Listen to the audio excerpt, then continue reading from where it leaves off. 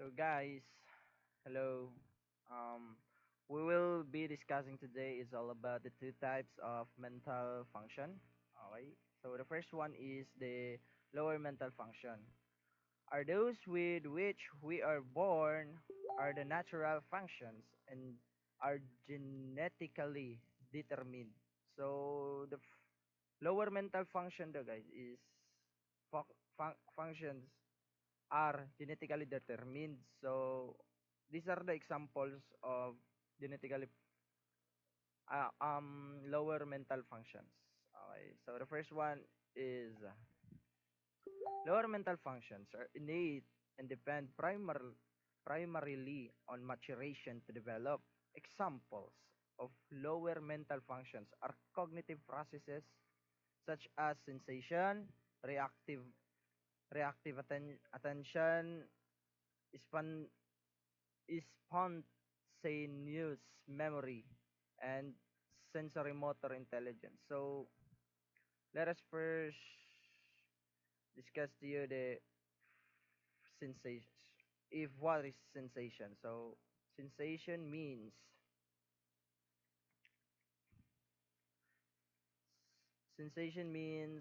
what? Wait lang.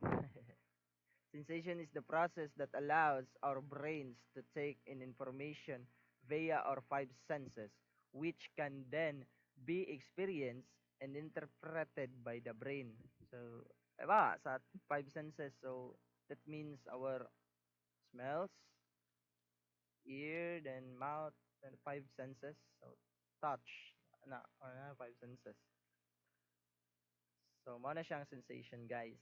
Then, the second one is the reactive attentions. So, these are the examples of examples of lower mental function, guys. So, the second one is spontaneous memory. So, let us proceed. So, involuntary autobiographical memories are memories of personal events that come to mind spontaneously. So the example of lower mental function is spontaneous memory.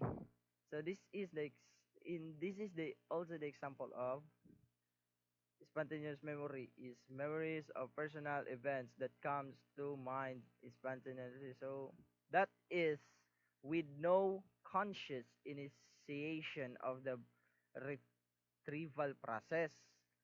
Okay, so let's proceed. And the last one is the sensory intelligence.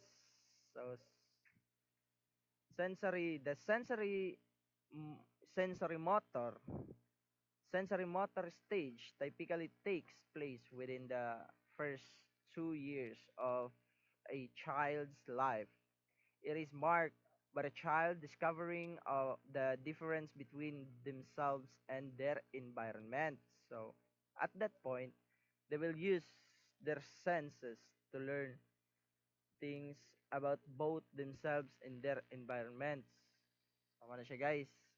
Understandable naman siguro, guys. Okay, let's proceed to the second one, the higher mental function.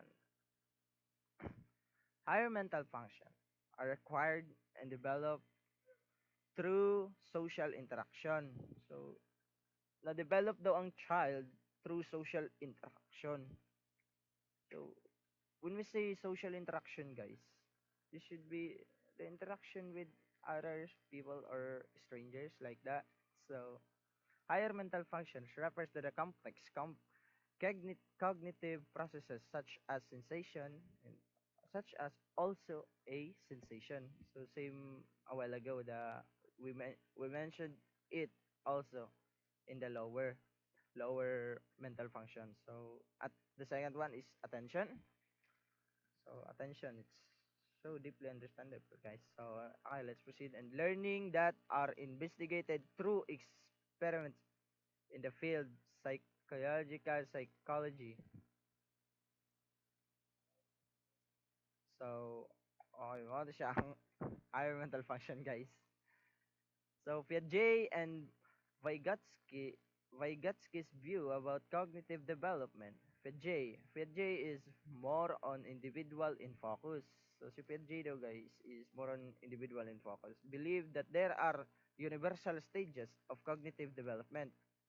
Did not give much emphasis on language. So si Vygotsky naman more social in focus.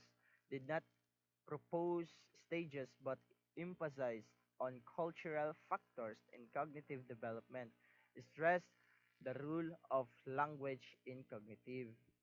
Ano siya guys? So let's proceed to the conclusion na.